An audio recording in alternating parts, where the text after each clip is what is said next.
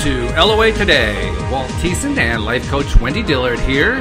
Today is Thursday, December the 7th, 2017, and we are trying to move through technical difficulties again. I think we got most of them ironed out. We got the static one ironed out. We just had a problem with connecting my microphone. That one's ironed out. The only thing I wasn't sure about, Wendy, did you hear the theme music just now?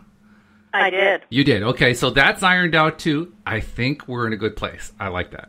Yay! And so we wanted to start the top of the show by letting everybody know that this is the place they can come to get their daily dose of happy. Yes, that's exactly right. And we want you to not only get your daily dose of happy, we want you to share it with your friends too. So as you're listening, and if you like what you're hearing, please share it with your friends on your favorite social media channel, whether it be Facebook or Twitter, Instagram, whatever it might be. If you're on Reddit, I don't care what it is. Just put out a note saying, "I love this LOA Today show I'm seeing." Send them a link and so forth, because the more listeners we get, the more we can put more energy and effort into it. We're putting a lot in right now by just increasing from one show a week to 11. That's a big increase right there. But we need your help too, because that's what keeps us going. That's what keeps the energy rolling. Yay!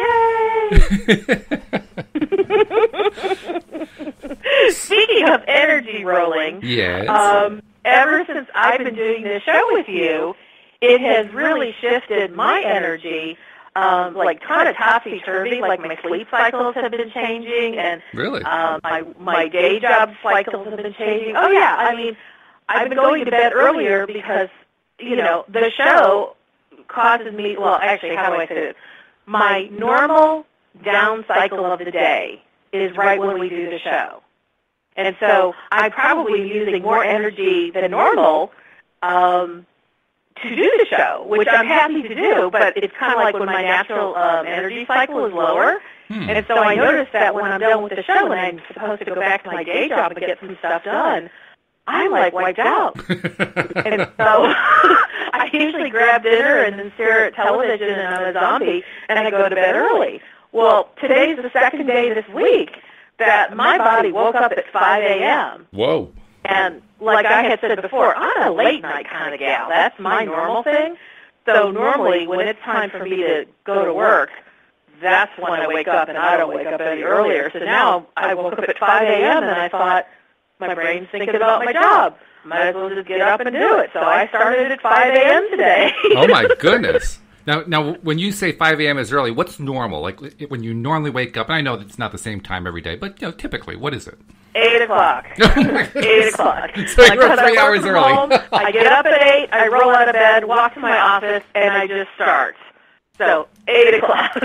Wow. Yeah, that's a pretty big shift. I thought you were going to say maybe an hour or two, but 3 hours. No. Yeah. No. So I'm not quite sure where the energy of me is going to land, but this is really just moving things around. But I'm flexible. I can go with it. I don't have any negative feelings about it at all. As a matter of fact, it really kind of blows my mind when today waking up at 5 a.m. and being as lucid and alert and able to do my job as I was at 5 a.m. because that's so not natural for me. Yeah, it's funny when your eyes go pop and you're not going back to sleep. You just know it's not happening. Well, and normally, or what I would have done in the past, is I would have made myself lay there until 8 o'clock doing everything I could to try to fall back asleep. But I remember a workshop participant in an Abraham workshop who asked about insomnia. And they were saying how, they'd wake up and they couldn't fall back asleep, and, they're thinking, well, maybe they're supposed to they just couldn't tell what to do. And Abraham basically, I've heard Abraham say one of two things to the same kind of insomnia thing. One is, then get up. If you're awake, get up. And to the person who's worried about not getting enough sleep, to that person it's like, just change your thinking and fall back asleep. But for me, when I've been awoken, what I consider in the middle of the night, I was getting, just get up. Your brain's already awake and ready to roll, so just go for it and see what happens. So one of the things I can't quote it exactly, but one of the things I remember Abraham Hicks saying in one of those recorded sessions that I think I listened to on YouTube or something.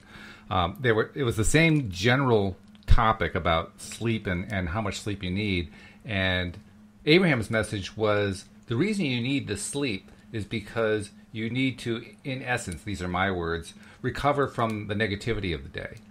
If you were in total positive mode all the time, you wouldn't need all that much sleep. Which I thought was an interesting thing to say. So I've been kind of wondering over time what's going to happen to my sleep. My sleep cycle, I don't have a sleep cycle. My sleep cycle is whatever it is that day. But it has been getting to the point now where lately I've been sleeping a lot of long hours, and I think that's probably because of all the stresses of dealing with the technical issues that I think are almost gone now. But during the times leading up to this whole change thing where we were adding shows, up until that point, my sleep schedule was go to sleep when I want to, and all of a sudden 5 or 6 hours later I'm awake, and I would just lay there because I felt like I should be in bed, but I wasn't going back to sleep. So I probably could have just gotten up and been just fine, and I think it was because my energy level was just carrying me along. I was in that, positive zone. And it's not like I'm not in the positive zone now. It's just that the stressors do tend to catch up with you. So, that's why you get sleep. I have a feeling that the higher we get, the higher I get anyway. I'll speak for myself. I think I'm going to need less sleep. I think that's very possible. Yeah.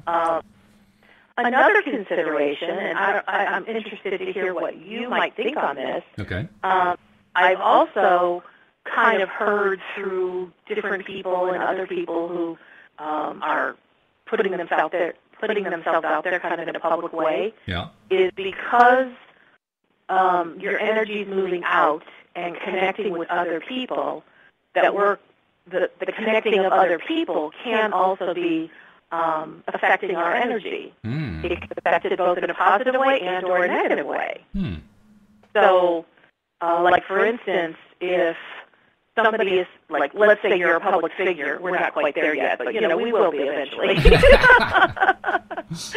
So let's say you're a public figure, and a lot of people are just really not happy with you, like especially in politics. They're just not really happy. Or if you're an athlete and maybe you're in a slump, but yet you're the prized athlete for that team, and people are, throwing their thoughts. It's like people don't know they're doing it, but they have opinions. And all those opinions also carry vibrations and energy. They do. And they can negatively impact a person, period. And also, if you're in somebody's favor and they like you, they could be sending you lots of energy, and you could be getting refreshed and rejuvenated. And I've also heard that even though let's say there's X number of people listening to us live right now, there are also people who will be listening to us in the future through our archives. Sure. And, the playbacks. And because metaphysically speaking, everything is happening in the now. Even what you and I might think of in the future that somebody's going to be listening to our show, a month from now, that's really still now in terms of energy. It's certainly there now, yeah.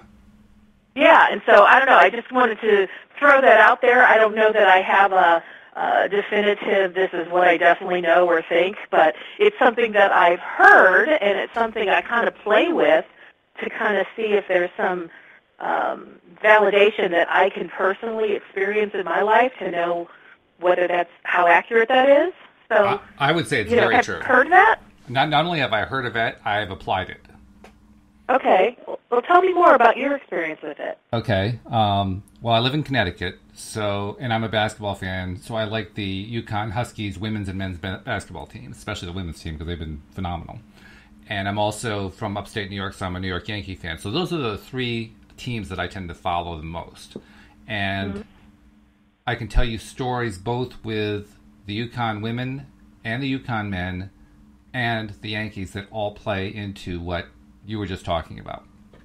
I'll start with the Yankees. This past year, anyone who has any awareness of Major League Baseball knows that Aaron Judge, the Yankees right fielder, had a phenomenal rookie season. He hit 52 home runs, more home runs than any rookie in history, and just an incredible breakout year. But during the summer, he had a horrendous slump, really bad, just starting before the All-Star break and leading through pretty much the end of August. I mean, it was a long, pronounced slump.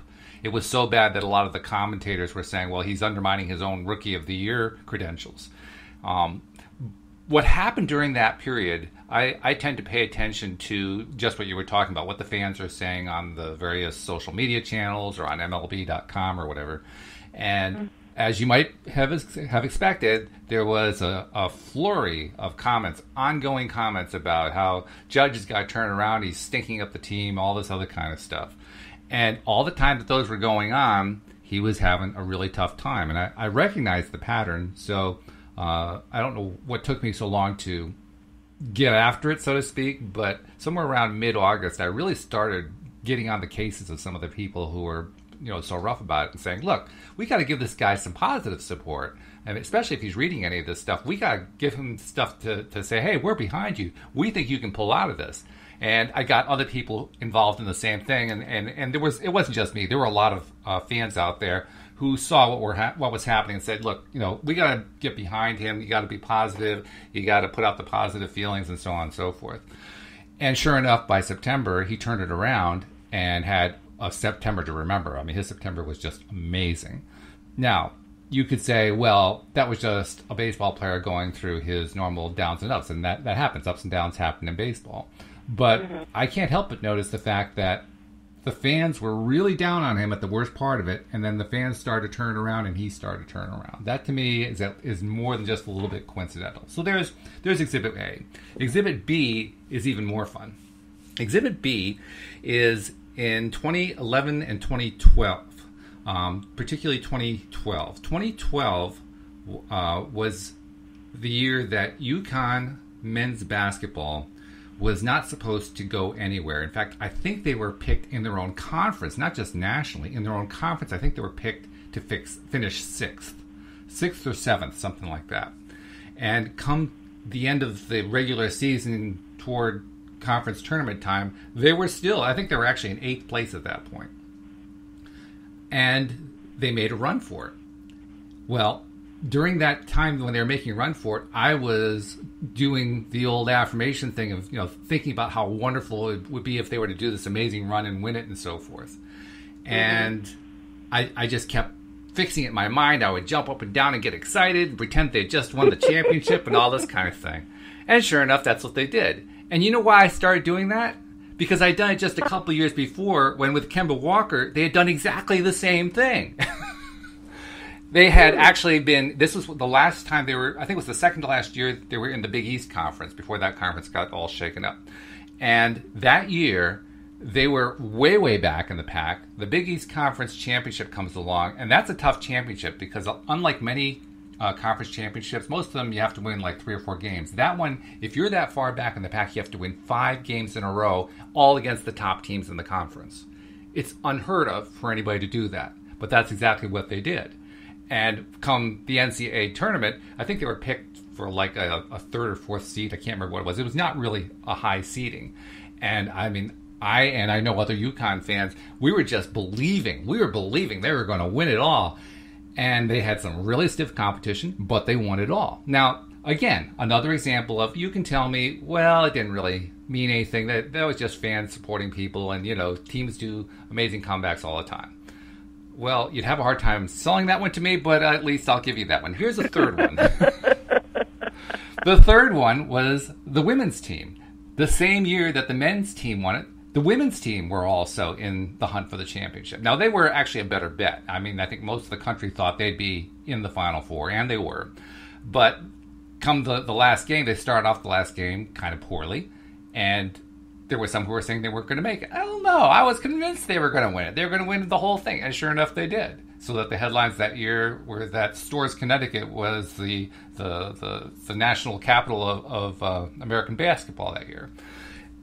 Now, 3 examples, all of which are examples of what happens when fans get really, really excited and really believing against all odds that you're going to come through.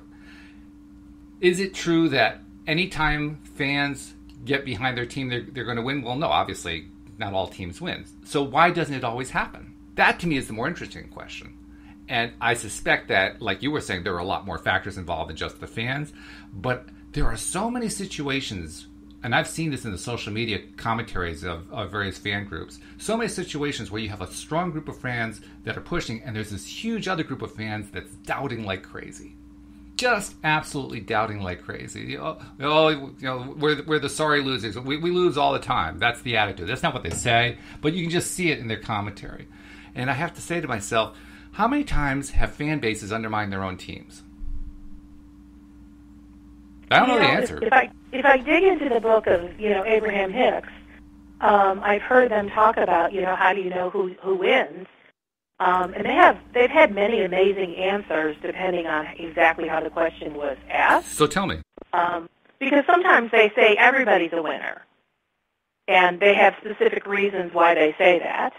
And then other times I've heard them say basically whoever has the most emotional or intensive impact wins, which would mean whoever's thinking the most favorably in either direction with no doubt.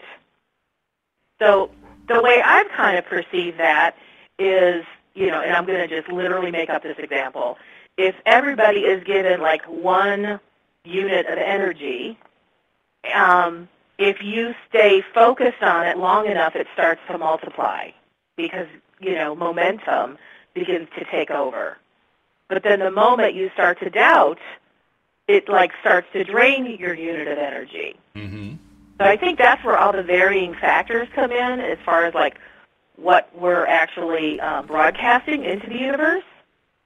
And because I feel pretty strongly about this, Abraham says this, that when you assert something, as in you have a desire for something, and you believe it so wholeheartedly you have zero doubt, it's a foregone conclusion of inevitability. It's going to happen. Okay, now here's something that kind of puts a monkey wrench in it, and I don't have a good answer for it, so let's see if you got an answer for it. Part of the teaching is that what I've got going on in my vibration does not affect what you've got going on in your vibration. In other words, the only way I can affect you is if you let me in. Right. So the only way that this phenomenon that we're talking about can happen is if the players themselves let the fans in, so to speak. Right? I mean, that's kind of like a component of matching energies. Yeah. And so if you have an athlete who is in his own slump, and then people who start to throw doubt that he's any good, they're kind of matching energies, and those energies kind of feed off each other and build, and momentum is built both for the fan base as well as the athlete himself. Yeah, that makes a lot of sense. There'd be a reinforcement there. But I do believe, because nobody can create in anybody else's universe, if the athlete makes a decision on his own and he's going to turn things around, I don't know that, I guess I don't think that other people outside of him can negatively impact him unless he chooses, like you say, to let that in. And similarly, they can't positively impact unless he chooses to let that in. Mm-hmm. Which is why it's so good to let it in. So I think if you have an athlete and a fan base and they're all on the same side, it just increases the energy all moving together.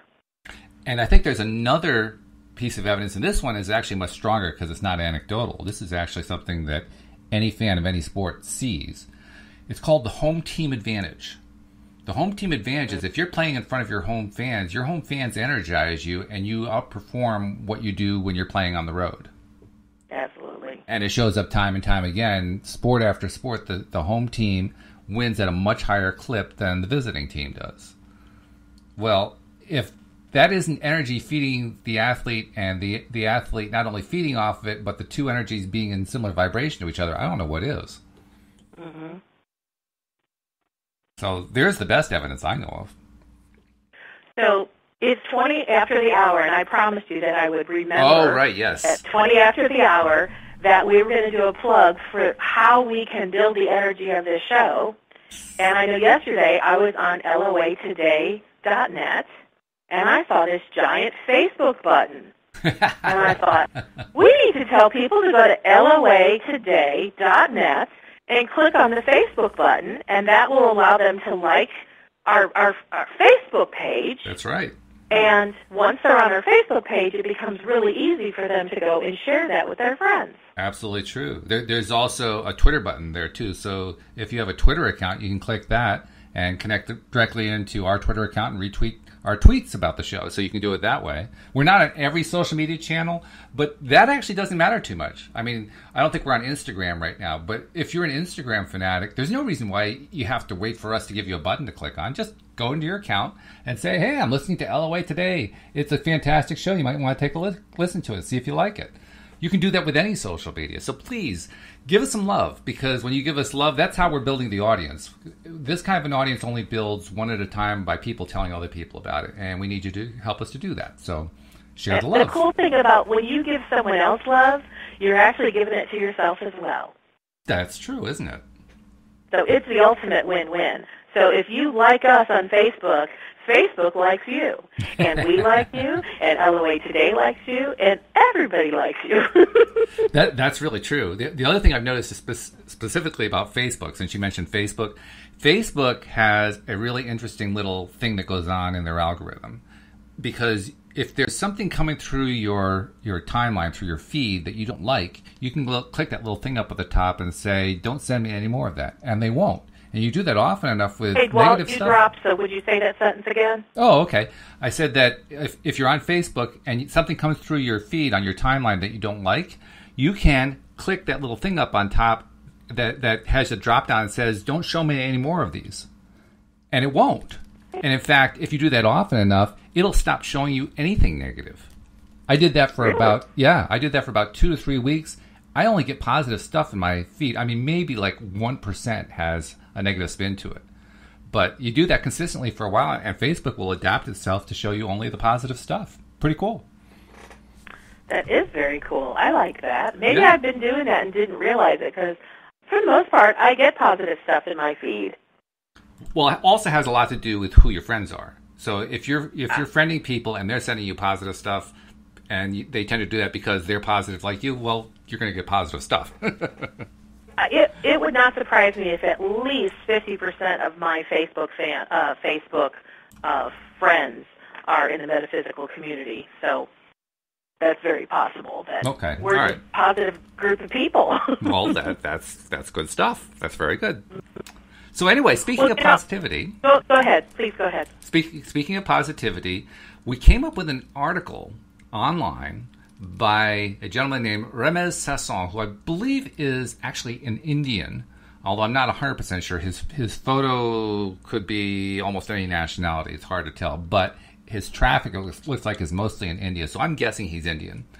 And he wrote this article, 35 Positive Thinking Phrases to Change Your Life. And I was looking through them, and they were actually pretty good. So I thought maybe we should go through them and, make our own comments about which ones we like, which ones we don't, and which ones we might want to incorporate in our own daily routines. Okay. I suppose we should probably start by saying, are we doing daily affirmations? I'm pretty sure you are. I know I am. I wonder how many listeners are. You don't? I don't. So I'll comment on that first. Many years ago I was doing affirmations when I read Louise Hay's book, which is all about affirmations. Right. And I adore Louise Hay, and I adore all the things that she has, brought into the metaphysical community. But I found that affirmations, for me, tended to cause me to feel frustrated, and I didn't see them coming about. Oh, yeah. And that would not be good. So, yeah, for me, and Abraham really had the answer that I was looking for as to why they weren't working. Oh. Because what I didn't realize is when I would create an affirmation, I didn't believe it. Oh, yeah. I so didn't believe it that every time I said it, I was actually adding negative fuel to my fire. I was creating greater resistance. And eventually I would get so angry or frustrated, I would just stop using it altogether. And then I would distract myself, forget all about it, and then poof, that thing would show up in my life. So for me, I kind of have my own personal Wendy rule. I only say things that I truly believe or I'm on the brink of believing, and I'm willing to stretch myself to allow myself to believe it. Okay. All right. Well, that actually makes sense. That's my perspective. Well, I think it's a good one. I think that it's a good outline for how you select affirmations that work for you. And that's why I thought it'd be good to go through this list, because not all the affirmations in this list might work for you. Not all of them might work for me. And I think you're right. I think it's going to come down to how much we believe they're actually going to be true. Mm-hmm. So let's find out. Let's go through a few of them. First one on the list is, I expect the best, aspire for the best, and do my best. So what do you think? I expect the best, aspire to my best, and do my best. Okay, I'm going to have to go with this is how I live my life, how it feels to me. So I do everything on a feelings basis, and it feels neutral. Like there's nothing about that. I mean, those are beautiful words, and it's a beautiful and potentially inspiring thing. And some people might feel a real sense of, ooh, I feel energized when I hear that phrase. That's the person who would really benefit greatly by it. Mm-hmm. For me, it's kind of like, I don't feel anything negative about it, but it doesn't float my boat. How about you? Honestly, I'm glad to hear you say that. It's very positive. It's certainly positive phrasing, but I can't say it really grabs my attention. It doesn't say, I want that one. Okay, so let's go to the next one. But I'll bet there are people that really could benefit by that, because that's matching their energy and who they are and what they stand for and what they're working towards in their life. That's an interesting possibility. By the way, if anyone's listening who wants to share their opinion on this, feel free to call in, because we'd love to have you call in. The number 860-264-5432. We don't currently have tons of people who listen live. Most of our listeners listen to the recordings, but if you're listening in, hey, we'd love to have your opinion on this too. Because truly, there are more than just the Walt and Wendy opinion. Isn't that amazing? Just absolutely stunning.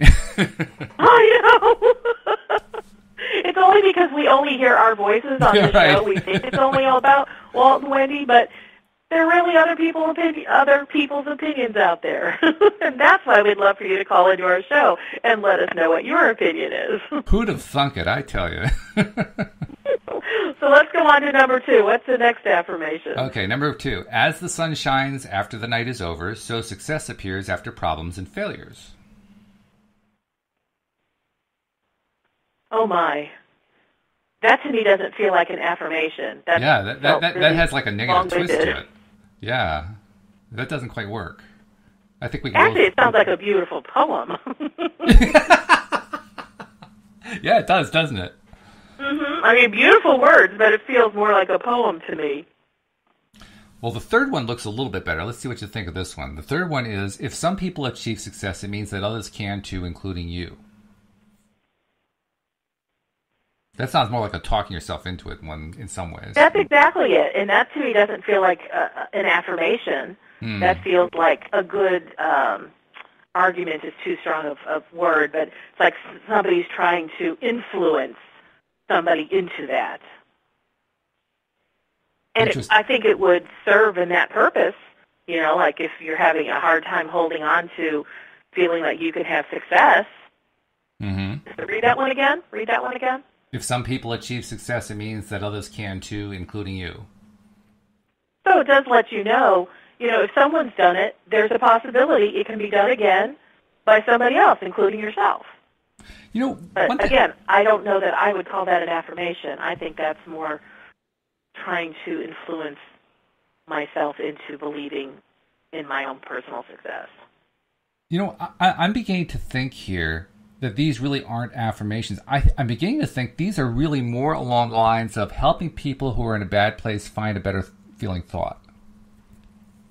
Now, that could be very accurate, because that is what this feels like to me. Yeah. And it's funny, when I first read this, now I have to admit, I scanned it when I first saw it. It follows the pattern. Yeah. I scanned this when I first read it. I didn't read it carefully. But as I'm reading it more carefully with you, that's what it's feeling like. That's really interesting. Well, let's do two more, and then I have an idea where we can spin this. All right. Well, I'm going to actually do a little scan here and just see if I can see any that kind of grabs me a little bit more. So, okay. Number 8, I appreciate the good things in my life and thank the universe for them. That feels a little better. And you know what? I would probably just rephrase it because I feel like there's a really solid essence in there. So say it again. I appreciate the good things in my life and thank the universe for them. I might turn it into, thank you, universe, for supporting me, for always having my back. Ooh, that's nice. I like that. That's a nice take on it. Okay, here's another one that seems pretty good. I can spin anything, so keep on going. Well, all right, well, spin this one. I invite happiness, love, peace, and satisfaction into my life. I am happiness, joy, love, and appreciation, and all those words you just said. And if a person is not at the point they can say, I am those things, it'd be wonderful to say, I invite all those things into my life. Which is what it says, yeah. Yeah, I am open to receiving love. I'm open to peace. I mean, I think those are great affirmations. Mm-hmm. The next one's actually pretty good, too. If you believe them. Yes, you do have to believe them, yes. The next one says, I welcome every day with love and joy. That's nice. It didn't grab you at all, did it?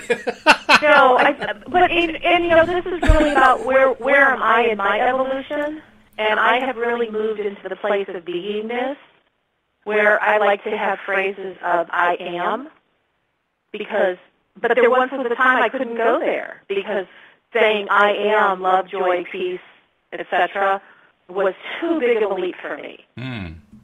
But it's not today. Well, tell you what, let's put the list aside for a moment. Let's just come up with some of our own. Well, here's my favorite go-to in any situation at any time. Okay. Everything is always working out for me. Everything is always working out for me. That does require a very strong level of confidence. Well, I heard it from Abraham, and I don't know if I believed it right away, but over time, when I was kind of in a place where I was just having a hard time or struggling through something, I said, well, you know what? Abraham says everything's always working out for me. So therefore. And you know what? Using them as an authority in my life kind of did the trick. It was like the bridge. Yeah. Where my belief system was, and I knew they believed it. So I had a sense of, I know it's true, it's just I hadn't made it true yet for me. And so I'd say, Abraham says, everything's always working out for me.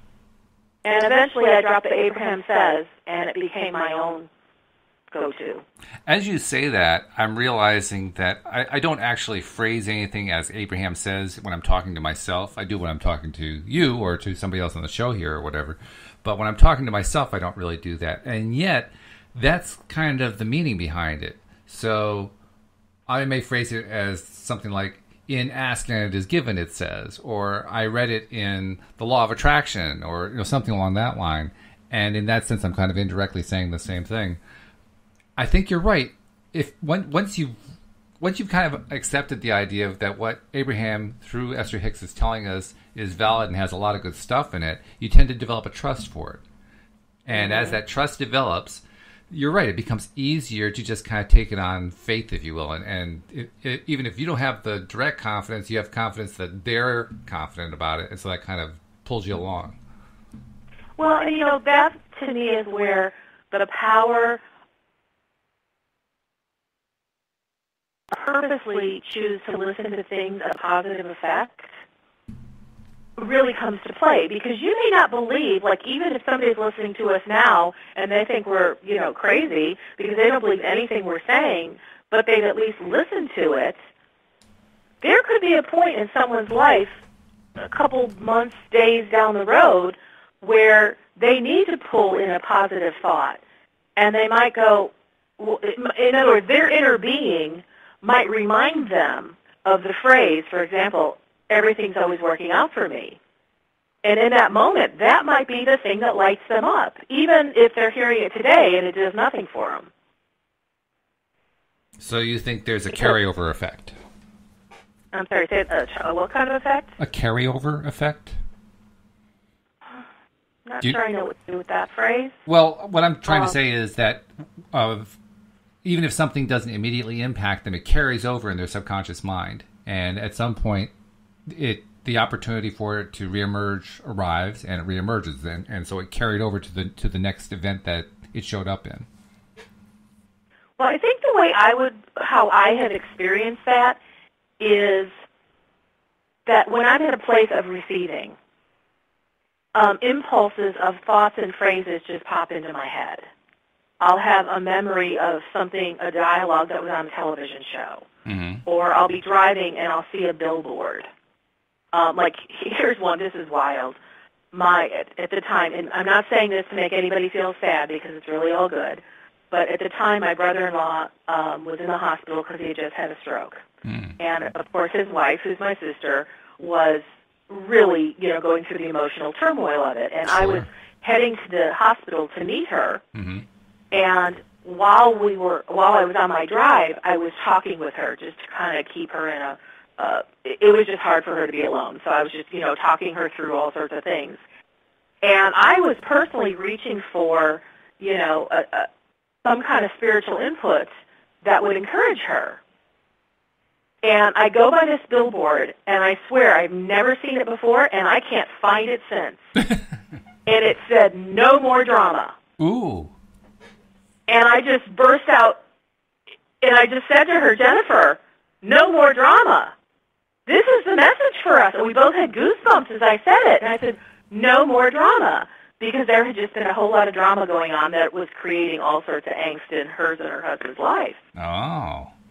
And it was so funny because I drove by there the next day, could not find that billboard. I do not know if that billboard even ever existed, but I know I saw a billboard and it said "No more drama." Now, why do I bring that up?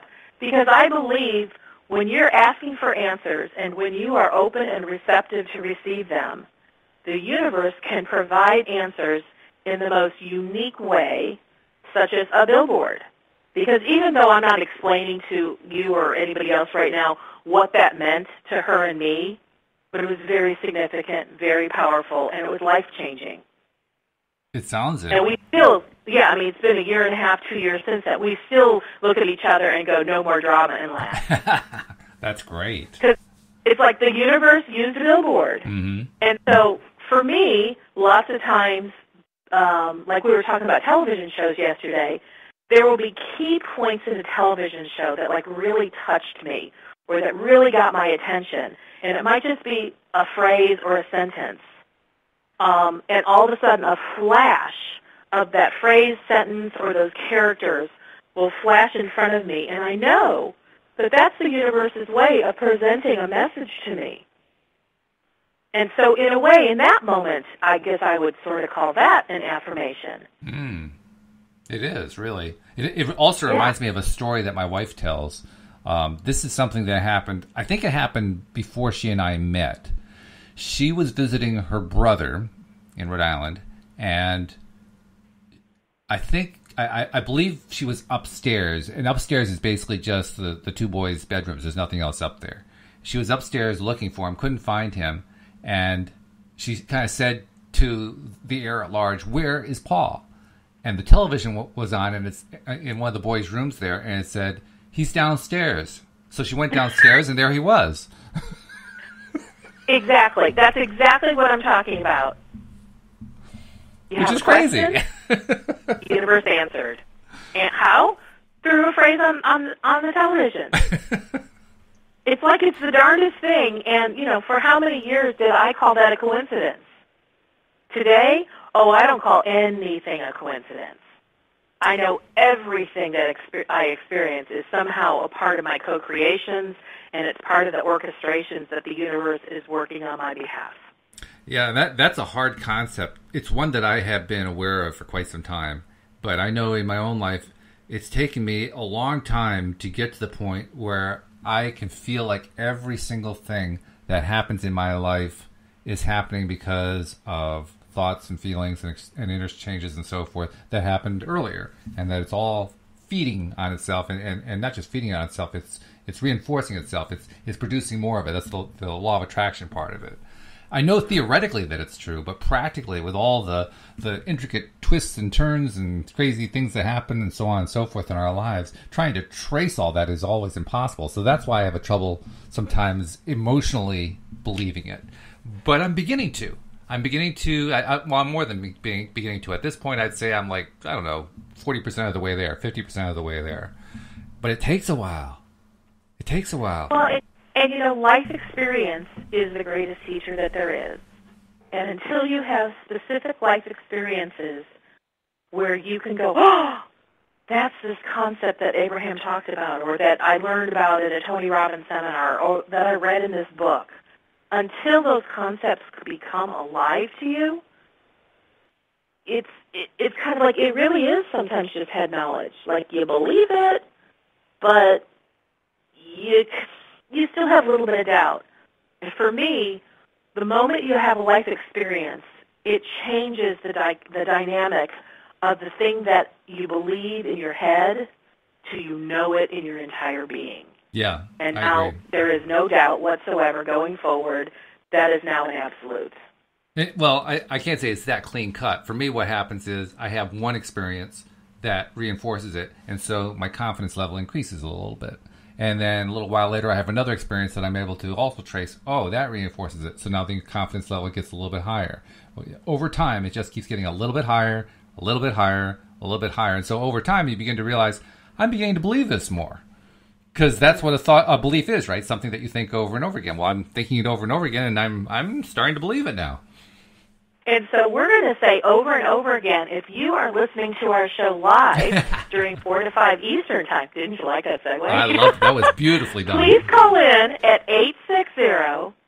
860-264-5432, because we would love to have you join our conversation. That would be wonderful. That would be great. We have had a couple in the past, not too many, but we've had a couple in the past, and it's a blast whenever we have a listener call in. So if and you've we'll been have on the many more call in. Oh yeah. But if you've ever been on the fence about it, is what I wanted to say. If you've been on the fence about calling in, I want to get you off the fence because it really is fun. So I just wanted to slip that in there. There's no barbed wire at the top. No, there isn't. It's really a blast. Easy. Yeah. So what were you saying? So Sorry. When I was learning NLP, there was a concept that was called your convincer strategy. And supposedly this convincer strategy is kind of hardwired, although it can change over time. Okay. And what it has to do with is, what does it take for a specific individual to be convinced of any idea, etc. Now, for me, my favorite way to use a convincer strategy was when I was a costume designer, I had to be out shopping a lot in order to find supplies and different, fashion looks and things that I could adapt to make them costumey. And so let's say I was looking for a specific type of outfit for some female dancers. I might know that I want a full skirt. I want it to be kind of short. I want it to be a bright, vivid color. And so I would hit the malls. And I might go to the first mall and be, let's say, at Dillard's department store. Ha, no pun intended, that my name is Wendy Dillard. But I wasn't Wendy Dillard at the time. I had a different name. Anyway, so let's say I'd go and I'd find some skirt that I went, ooh, this could totally work. I would not purchase it, because at that time, and I won't go into the details, I just want to hit the highlights on this one, I had a 3-time convincer. Oh. So I'd have to go to another store and find another outfit that fit my criteria, and now I had 2.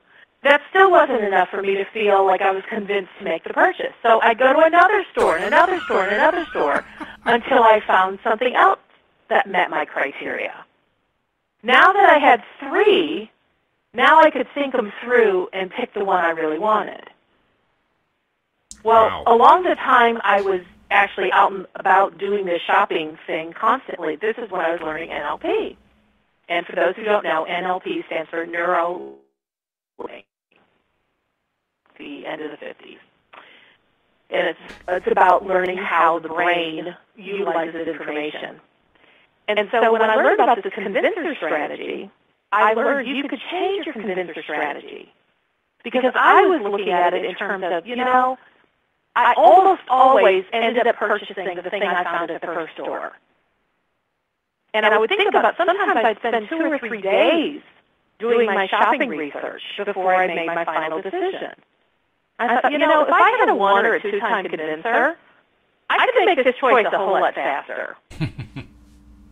And so, literally, I began to do some work in order to allow my convincer to change. And now, in almost all circumstances, because you can have a convincer for shopping, you can have a convincer for picking a wife, you can have a convincer for how to buy a car. It can be very different for things. Or, how do you know you have a trustworthy plumber? So every situation can have a different convincer.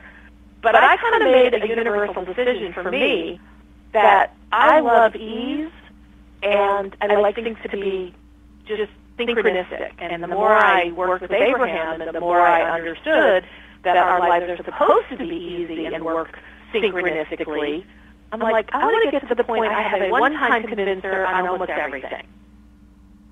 And so I really do, in most cases, have a one-time convincer. And so what I heard you say made me think of this, because you don't have a one-time convincer when it comes to shifting your beliefs on this subject. That's true. I convinced myself on that over time. Although I do have to say, I'm glad that Louise doesn't shop the way you do, because that would have driven me nuts if I was trailing along. But see, I only have to, if I hear Abraham say something, and I know that it's on what I call my mental shelf, and that I haven't yet fully believed it, like where my whole being totally embodies this belief, I only need one experience that matches that thing that they talk about, and boom, it's good. I'm golden. I don't need to be reconvinced. So you go to 100% confident. Pretty much. Wow. Pretty much. That's a great skill / trait to have. I'm not sure exactly what to call it, but whatever it is, that's a great thing to have. But it didn't come naturally to me. It was something I desired, where my trust level would be able to shift in a way that once I had a life experience, I could hold on to a new belief, and it would be mine until I choose otherwise. Because I realized with my shopping experience how much time I was wasting. Waste may not be the right word, but I was using up a lot of time in order to make a decision. Mm-hmm. And to me, when it comes to beliefs, such as ones that are as powerful and potent as, the gods of this universe are extolling to us, I'm like, I don't want to spend a lot of time trying to go, do I really believe that? Do I not believe that?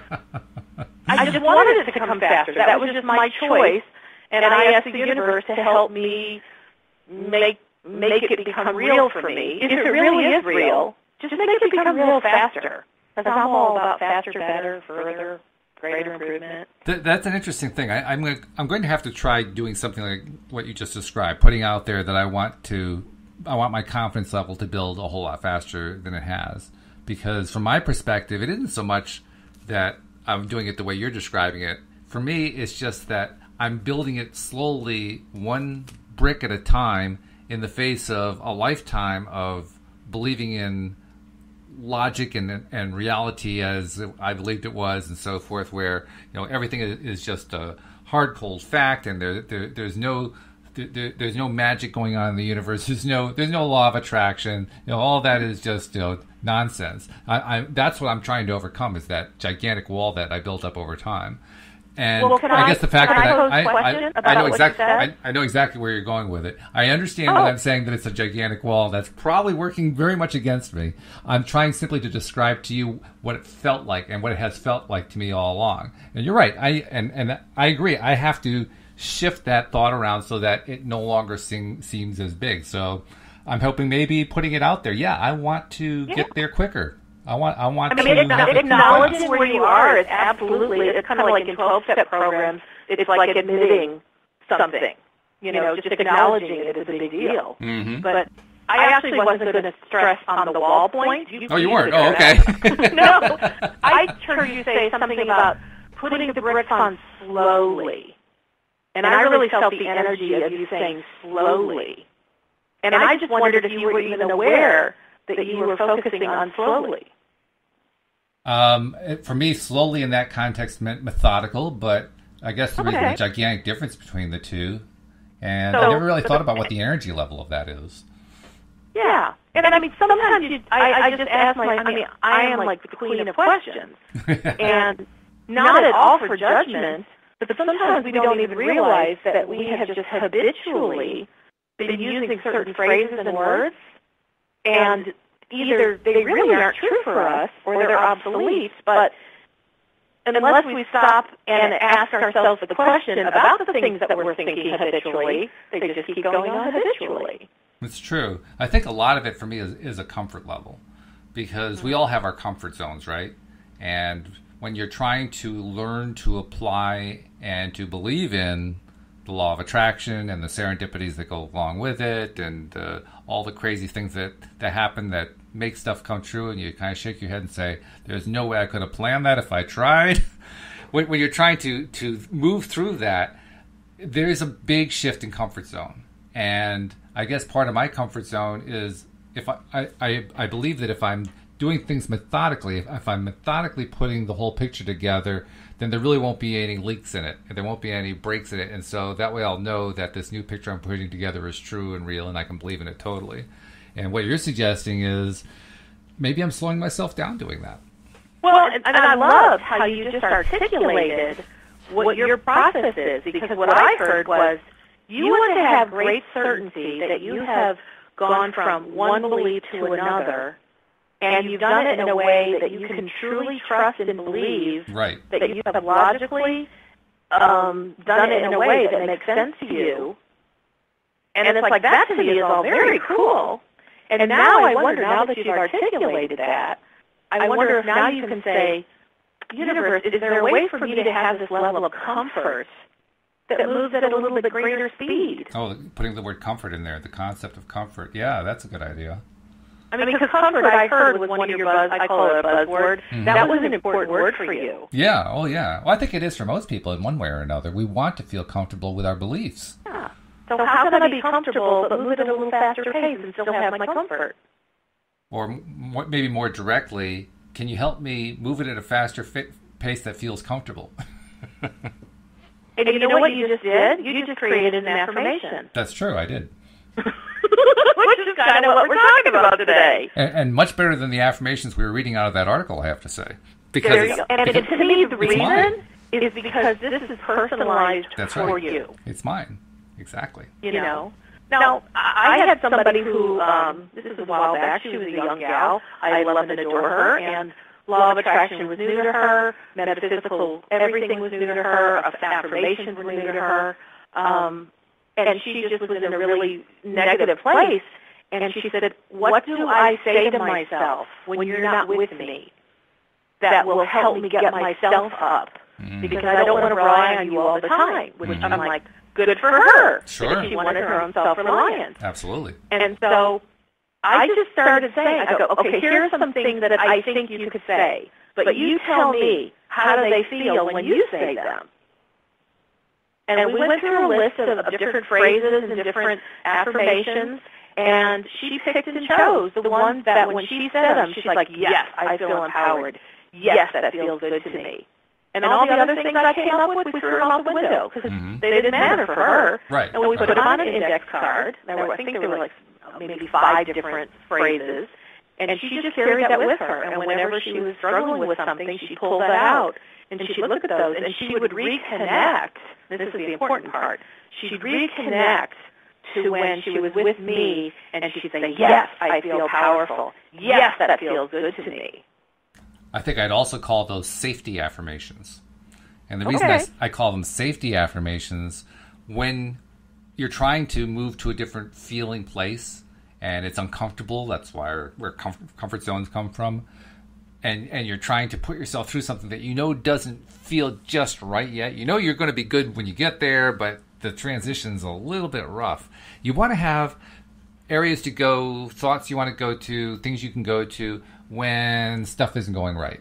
You got to have some way to, I got to go re-anchor myself somehow. Well, that's what somehow, at the point life is falling apart is not when you want to go, where's that book of affirmations? Yeah, right. That's where you want to have your safety affirmations on your 5 index cards in your pocket or in your pocketbook or in your wallet, right where you can grab them and say, here they are, let's do it. Mm-hmm. And I think I didn't realize it until I said it, that one of the things that I think was so powerful for this young gal was because we worked on them together in a session, mm-hmm. and she got her own feeling of powerfulness as she picked the 5 affirmations that really worked for her. So she knew they were hers. They weren't, I gave them to her and they worked for Wendy. Mm-hmm. They worked for her personally. And so when she pulled out this index card from her back pocket, she knew that she resonated with those 5 things. And there were some days that she was in the place that only 3 of the 5 really worked for her. But that's okay. She had 5 to choose from. Right.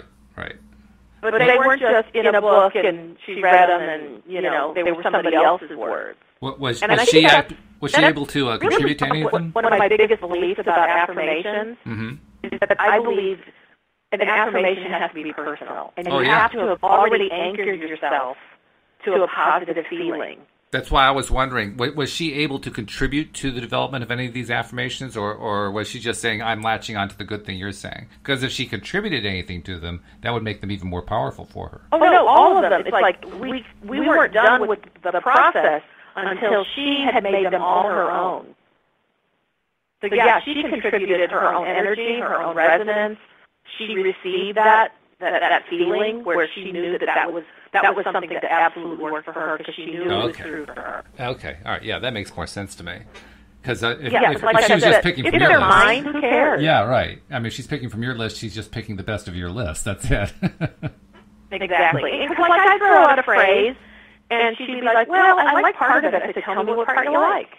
And then we would develop it until she created her own phrase. Ah, good. Yeah, that's really good.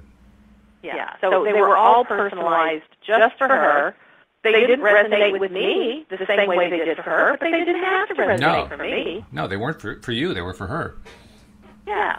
And so, like, for me, everything always works out for me. That one totally resonates with me. I've been using it for a couple years. It's always my go-to. That's good. With just a couple minutes left, it occurs to me. What were you saying? I was saying, with just a couple minutes left, it occurs to me it's a good time to ask you, if somebody wanted to do a coaching session with you, what's the best way for them to reach out to you? My website at wendydiller.com will tell you a little bit about my philosophy of the law of attraction, but it also has my phone number and email. And feel free to reach out to me. We'll do a free consultation if you're interested. And that way you get to know what my style is and do I vibe with you. Good. Yeah, that's excellent. Also, we want to reiterate one more time. Please, please, please like us on your favorite social media. And if you haven't subscribed yet to the podcast, hey, it's free. There's no charge at all. Never will be. And when you subscribe, it means that you never lose track of episodes you hadn't heard yet. Because we're doing them daily. We're doing twice daily now, Monday through Friday, plus another one on Sunday. So it's quite possible you can miss one. And if you're subscribed, it comes right to your smartphone, so that when you have the leisure time and you can sit and listen to some good, positive, feel-good stuff, it's all right there. Whereas if you're trying to do it based around when you happen to be listening on the website or on PRN or any of the other places where we're available, that's great when you're there. But what happens when you're not there? So subscribe. That way you can always have it at your beck and call. And I subscribed, and I sometimes listen to the shows that you and I do, but I'm listening to the replays of you with Joel or with David or with Cindy. And I get to hear other people's perspectives, and I'm loving it. I'm now almost addicted to our show, and it doesn't have to be me listening to the show that I'm on. Well, now you know why I have so many co-hosts. Now I'm loving it for the same reason. I get so much out of it. Wendy, it's been a pleasure as usual. I can't wait to do this again tomorrow morning, or tomorrow afternoon, rather. I will be here. Then I'll be here too, and we hope that you'll all be here as well here on LOA Today. Goodbye, everybody. Bye-bye.